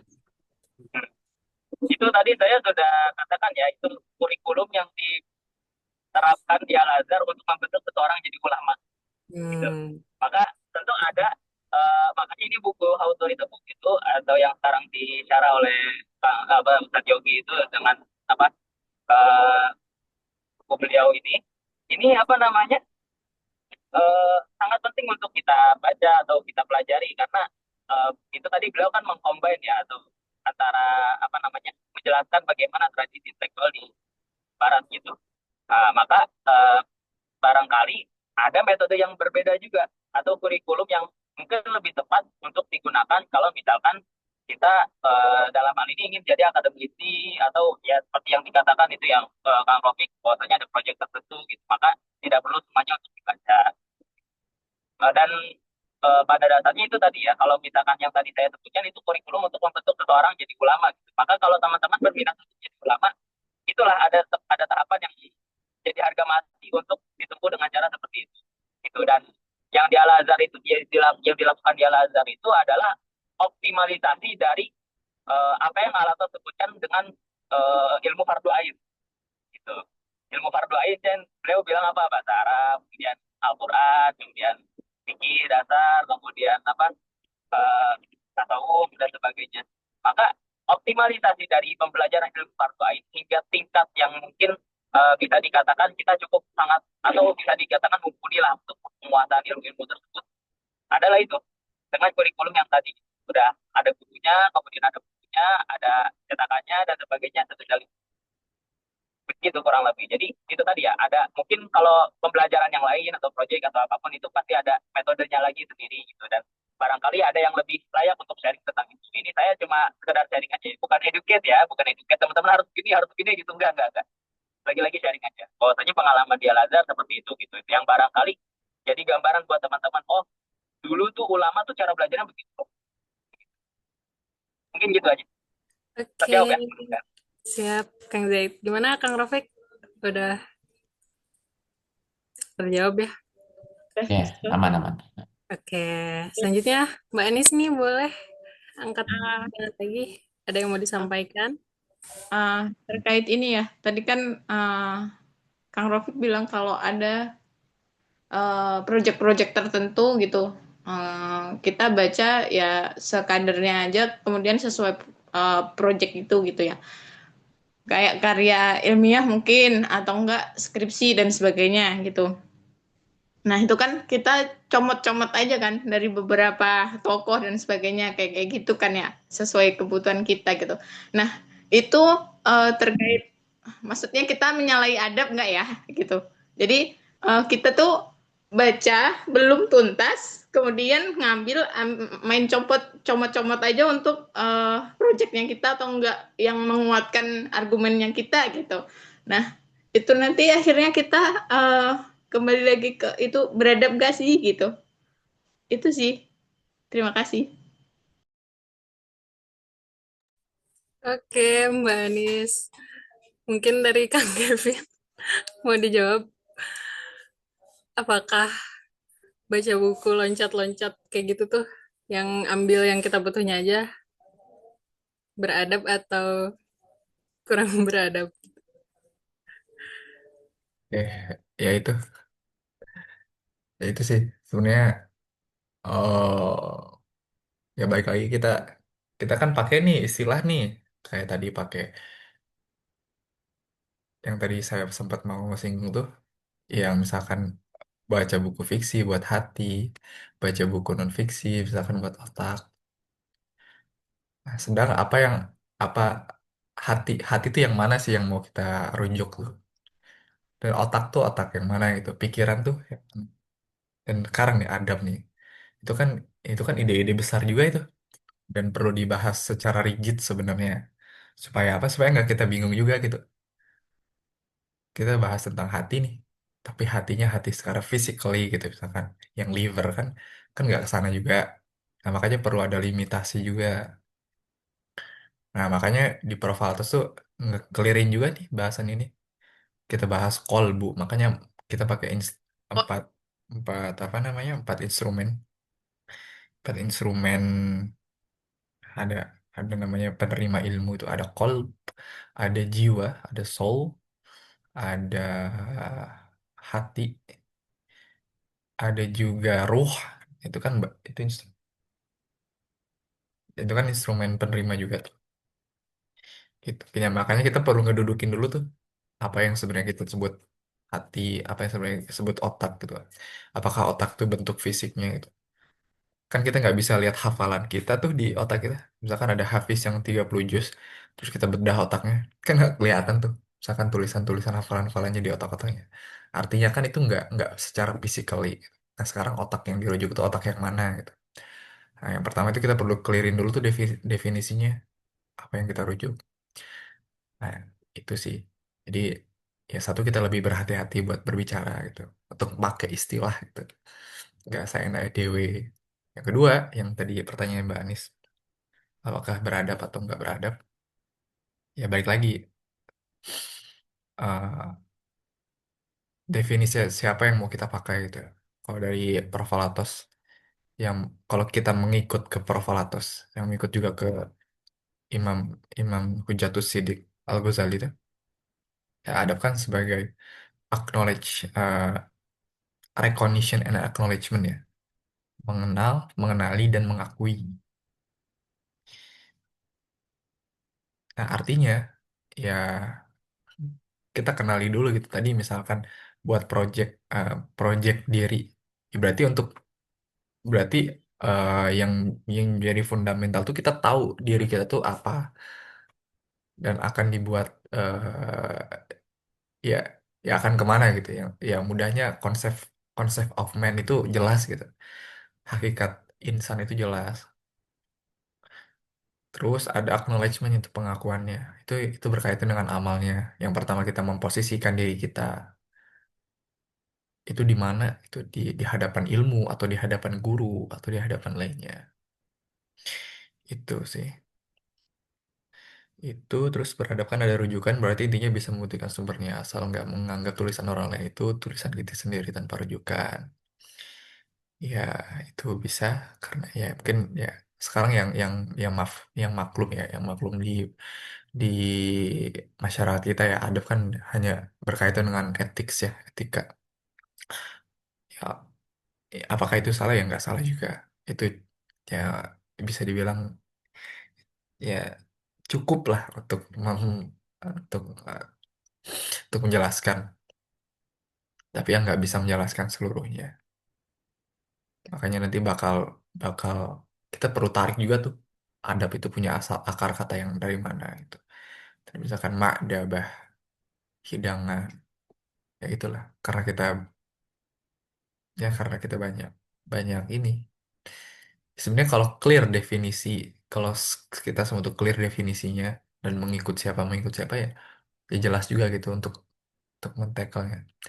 Yang pertama tuh ya kita nggak tahu kita ngikutin siapa, kita kita cuma cuma mengutarakan apa-apa yang kayaknya benar tapi nggak tervalidasi. Yang kedua kita cuma mendefinisikan sesuatu itu dengan apa dengan pengalaman yang udah kita laluin gitu. Sedangkan pengalaman itu bisa benar bisa salah gitu. Nah, mungkin di sesi selanjutnya mungkin ada Kang Rama nih. Sekalian mungkin setelah ini akan dilanjut Kang Rama kalau masih ada diskusi. Kemungkinan saya perlu leave duluan buat hari ini. Mohon maaf sebelumnya. Mangga Kang Rama dan saya izin leave ya. Assalamualaikum. Waalaikumsalam. Waalaikumsalam warahmatullahi wabarakatuh. Waalaikumsalam warahmatullahi wabarakatuh. Hatur nuhun Kang Kevin atas sharingnya ya dan juga pembahasan tadi dari bukunya. Sebenarnya saya ingin menanggapi ya beberapa pertanyaan-pertanyaan tadi, terutama terkait dengan skripsi tadi ya, karena kebetulan saya juga membimbing skripsi mahasiswa dan ya tentu kita di sini memahami suatu hal itu tidak secara literal ya atau tidak secara naif juga gitu bahwa oh kalau begini berarti tidak boleh begini kalau begini berarti menyalahi begini jadi kan tentu eh, cara pandang atau cakrawala kita tidak jangan sampai seperti itu ya maksudnya dengan berbagai hal yang kita baca dan pelajari tentunya kita bisa menjadi melihat gitu perspektif yang lebih luas lagi. Nah, terkait untuk bagaimana membaca buku itu sendiri, sebenarnya saya ini ingin menyampaikan apa yang disampaikan oleh Kang Pak Yogi ya, Pak Yogi Theo Rinaldi yang juga menulis buku The Art of Reading ini ya. Kayak apa sih yang melatar belakangi beliau, kenapa akhirnya beliau menulis buku ini, membuat matan dari buku Adler ini.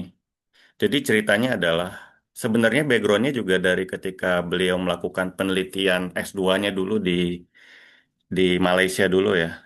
Eh, jadi dia kan meneliti ya karya Alatas ya dalam bidang seni pada waktu itu ceritanya. Nah, ketika nulis skripsi kan harus bikin rujukan mungkin teman-teman ya apalagi tesis ya, apalagi tesis gitu. Tesis lebih berat lagi dari skripsi ya.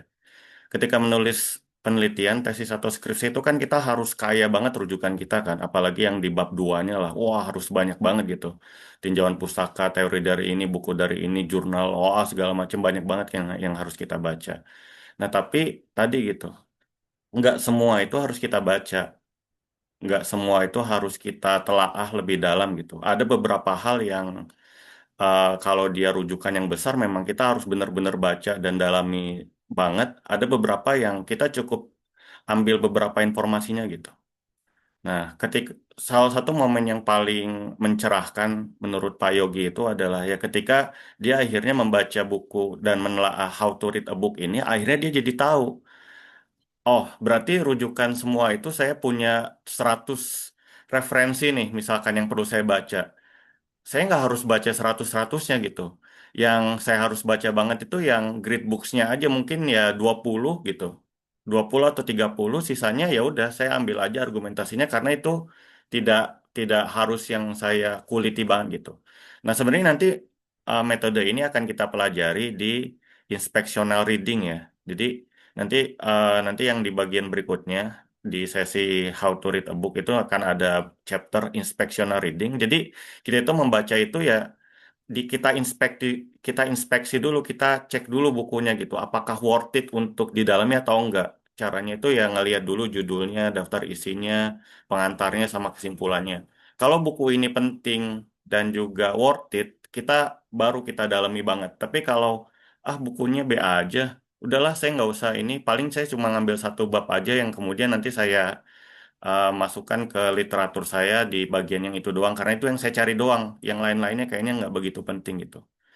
Nah, seni itu sebenarnya di dalam penelitiannya yang itu yang kita namakan inspectional reading termasuk dalam proyek kehidupan juga nggak harus kehidupan ya, proyek apapun misalkan kita pengen belajar digital marketing, kita pengen belajar whatever whatever it is ya, kita harus tahu dulu satu atau dua tiga rujukan yang memang the prominent the most reputational, the most recommended reference gitu yang memang harus kita pelajari. Tapi kan kadang-kadang apa ya ada update-update atau ada tambahan-tambahan yang mungkin nggak ada di situ. Nah itu baru kita cari dari hal-hal yang lain yang mungkin prinsipnya kita udah pegang. Tapi nanti setelah itu kita ambil tambahan-tambahan atau update-update-nya aja. Tapi nggak perlu kita ambil semuanya.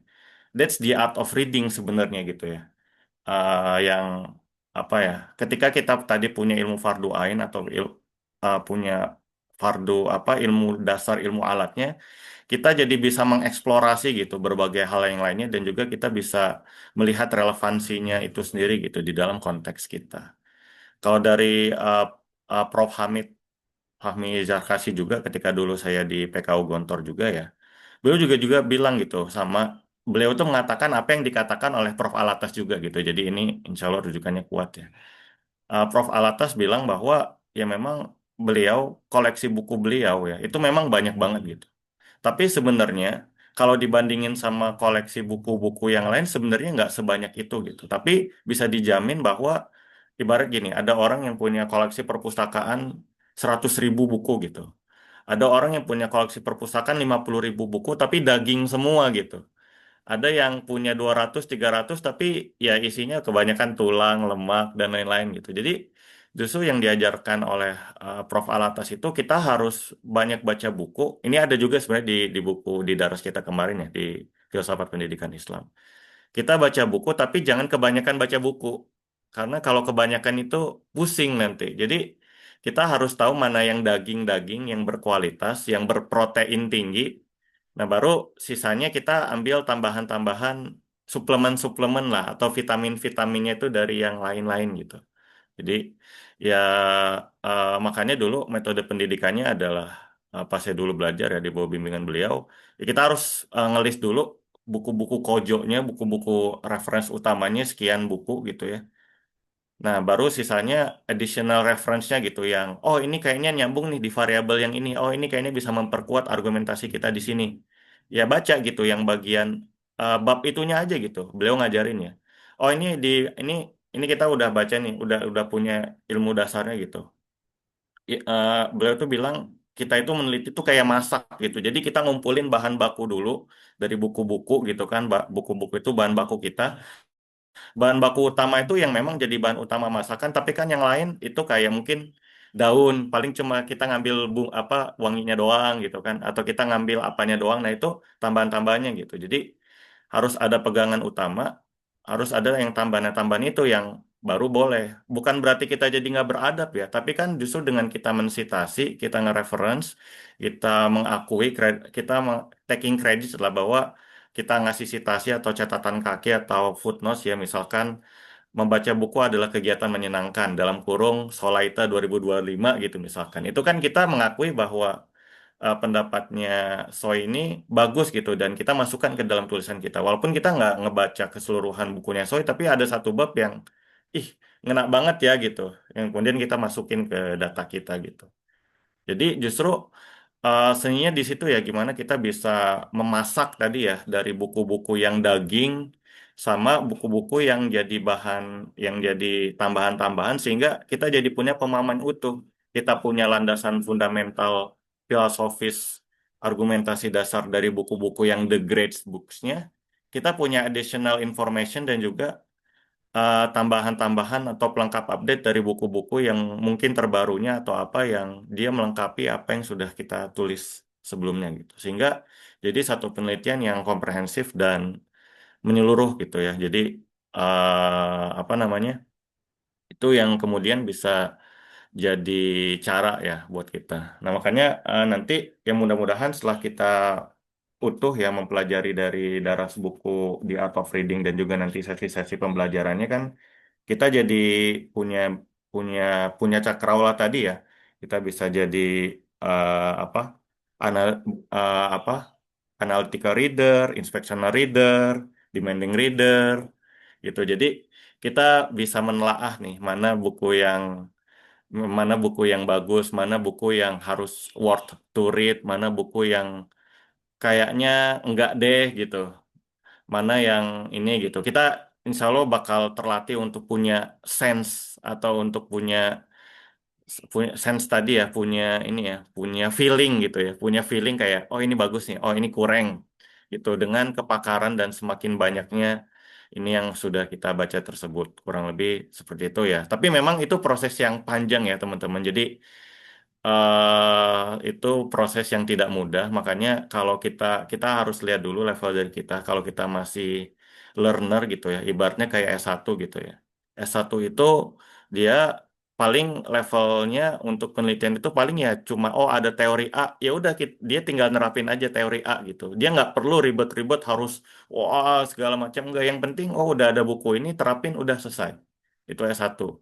Kalau S2 itu kita udah mulai mengkritisi dan mengkomparasi. Oh, ada ada teori A. Oh, ternyata teori A ini ada kekurangannya. Oh, kita bandingkan dengan teori B, teori C, teori D. Kemudian kita coba sintesiskan dan kita coba komparasikan. Nah, itu levelnya tentu lebih tinggi lagi ya, lebih analytical gitu. Jadi disitulah kemandirian kita untuk kita bisa ngebaca dan memperbandingkan bacaan-bacaan itu yang lebih dituntut. Apalagi S3, apalagi profesor, wah itu lebih lebih dalam lagi ya gitu ya. Jadi karena memang kita di sini semuanya masih sama-sama pembelajar, tentu ya jangankan kita gitu ya. Maksudnya even profesor sekalipun juga masih berguru dengan profesor yang seniornya juga gitu kan. Masih dapat arahan dan bimbingan walaupun sebenarnya sudah levelnya memang sudah bisa menjadi independent researcher ya. Tapi tetap makanya kan yang kita lakukan di sini adalah prinsip dalam sains yang utama gitu ya. We are standing on the shoulder of the giants gitu. Kita berdiri di atas pundak para giants gitu, para raksasa-raksasa gitu. Jadi ya kita kita mengakui bahwa kita itu punya keterbatasan, teman-teman. Kita kita itu masih ya masih masih dalam proses gitu. Jadi kita tentu butuh bantuan pembimbing kita kalau di kampus. Kita butuh bantuan guru kita untuk mengarahkan kita. Kita masih butuh koreksi jika kita ada kesalahan dan lain sebagainya gitu. Jadi termasuk dalam proses pembelajaran buku juga berarti kan ya kita nanya gitu kan tadi kata Kang Kevin ke guru-guru kita, dia merekomendasikan sesuai level kita gitu. Terus nanti semakin kita naik level kan, oh kita udah menguasai beberapa hal nih. Nanti kita naik lagi dan sampai kita bisa itu ya. Imam Syafi'i juga sama gitu. Ketika dulu beliau mau ke Imam Malik belajar, syarat pertamanya itu kamu udah hatam Al-Muwatta belum kitab saya? Kalau belum, jangan ke sini dulu. Ini kata Ustadz Abdul Somad ya. Terus tapi Imam Syafi'i bilang, saya sudah menghafal kitab Al Al-Ustadz gitu, Al-Muwatta, sudah kitab ini juga sudah saya pelajari sebelumnya, sudah saya hafalkan bahkan. Oh oke, your word to learn here gitu. Silakan. Jadi diterima, diterima gitu ya sebagai murid gitu. Jadi ya karena proses kita adalah eh apa ya? Adalah pembelajaran sepanjang hayat ya atau pembelajaran seumur hidup. Jadi ya mudah-mudahan inilah yang jadi ikhtiar kita juga ya teman-teman untuk terus meningkatin kapasitas level keilmuan dan juga intelektualitas kita tadi gitu, melengkapi berbagai bacaan-bacaan kita dari yang bacaan yang ya saya setuju gitu karena karena saya juga jadi pegiat literasi dulu ya beberapa beberapa project gitu untuk anak-anak SMP, SD, SMA kayak gitu-gitu. Kalau kita langsung sodorin kitab yang berat, buku yang berat, mereka kabur dulu gitu. Jadi kayak nggak mau baca gitu. Jadi ya dikasihnya ya dari buku populer dulu, ya nggak apa-apa gitu. Dari buku populer dulu, dari kalau mereka nyaman novel ya nggak apa-apa novel dulu gitu. Kayak mau belajar filsafat, bisa daripada dikasih Madilog gitu atau dikasih buku Immanuel Kant atau siapa, bisa dikasih buku apa filosofi yang apa Dunia Sofi gitu. Kalau mungkin pernah dengar novel Dunia Sofi, itu filsafat tapi bentuknya novel gitu. Jadi enak gitu buat anak-anak remaja dibaca sebelum nanti mereka mulai mempelajari secara mandiri pemikiran-pemikiran filsuf-filsuf itu bisa jadi starting point-nya gitu ya. Jadi nggak apa-apa kita mulai dari yang nyaman dulu. Bukan berarti kita jadi gimana gitu kan. Tapi kan lama-lama kita punya kesadaran bahwa oh kita udah dapet knowledge-nya nih. Berarti ini masih kurang nih karena ini masih hanya ngebahas kulitnya doang. Saya harus belajar lagi buku yang lebih dalamnya lagi. Nah nanti perjalanan intelektualnya lah dimulai gitu dengan dia mencari buku-buku yang lebih berbobot, yang lebih berat, jadi semakin utuh gitu. Jadi ya kalau menurut saya ya karena pengalaman di lapangan, ya jadi kita nggak harus saklek juga mulai dari yang langsung berat gitu. Saya dulu apa mulai mulai baca dulu juga pernah yang momen langsung baca buku yang manifesto, pengen mempelajari pemikiran Karl Marx nih gitu, langsung baca manifesto Karl Marx itu, mabok gitu. Tapi baca dulu dari ininya gitu lama-lama oh oke gitu. Nah, saya juga mempelajari buku Prof. Alatas, itu juga diajarin ya dulu di PKU. Kita bisa bolak-balik gitu. Dalam artian misalkan kita baca dulu nih Islam dan Sekularisme, nggak ngerti gitu. Ya nggak apa-apa nggak ngerti gitu. Dibilangin kata Ustadz tuh nggak apa-apa nggak ngerti. Baca buku filsafat pendidikan, bukan filsafat pendidikan Alatas ya, buku Alatas gitu. Kan berat-berat banget tuh. Oh nggak ngerti, nggak apa-apa gitu. Tapi starting point yang bisa kita mulai adalah kita baca dulu penjelasan atau kita baca dulu tulisan dari muridnya. Nah, nanti kita mulai ngeh, mulai nyambung, kemudian kita balik lagi tuh ke buku yang berat tadi. Terus nanti habis itu kita baca lagi yang lain, terus ternyata nyambung. Kita baca lagi gitu. Jadi kayak bukunya Prof. Alatas atau buku Prof. Hamid gitu, saya diajarin dulu. Kita bahkan, kita baca pertama nih, kita dapat insight A. Habis itu nanti beberapa waktu kemudian kita balik lagi ke buku itu. Dapat lagi pasti kita insight B gitu. Terus nanti kita balik lagi. Jadi ada buku yang abadi yang kita bisa baca kapanpun dan entah mengapa karena buku itu keren ya. Jadi tiap kita baca ulang walaupun kita pernah baca, ih kok aku baru ngeh lagi, oh baru ngeh lagi. Nah itu buku tipe-tipe yang great books tuh. Ada buku-buku yang tipenya ya hanya pelengkap aja, hanya sekali lewat aja, ya nggak apa-apa gitu. Jadi ya is okay gitu buat teman-teman kalau belum mengerti atau belum apa, teman-teman bisa hold dulu atau teman-teman bisa turunin level dulu dengan baca penjelasan syarah atau baca buku-buku pendamping, kemudian balik lagi sehingga prosesnya itu adalah ya proses terus-menerus tadi gitu ya. Kayak gitu kurang lebihnya ya. Terus ya terkait dengan fiksi dan non-fiksi, em, ya sebenarnya balik lagi ke preferensi seseorang ya. Ada tipe orang yang suka banget sama fiksi tapi nggak suka non-fiksi. Ada tipe yang suka non-fiksi tapi kurang ke non-fiksi ke fiksi. Ya nggak apa-apa sih sebenarnya.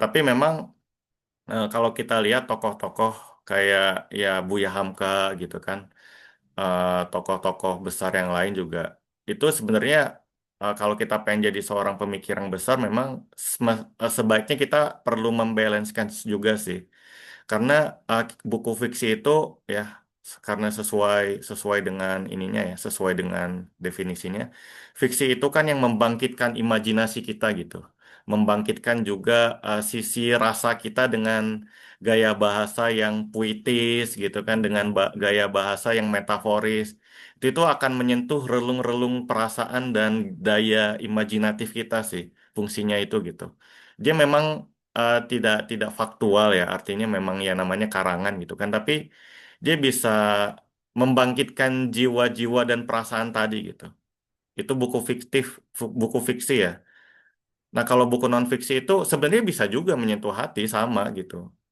bisa juga menyentuh perasaan, menyentuh jiwa juga bisa sebenarnya. Tapi kan buku fiksi non fiksi itu kan pendekatannya adalah faktual ya, tidak karangan memang real gitu. Jadi ya memang apa adanya gitu. Dia tumpuannya sebenarnya ke arah sisi intelektual knowledgeable kita sebetulnya ya. Tapi apakah bisa membuat kita fak apa menyentuh hati kita? Ya bisa juga gitu.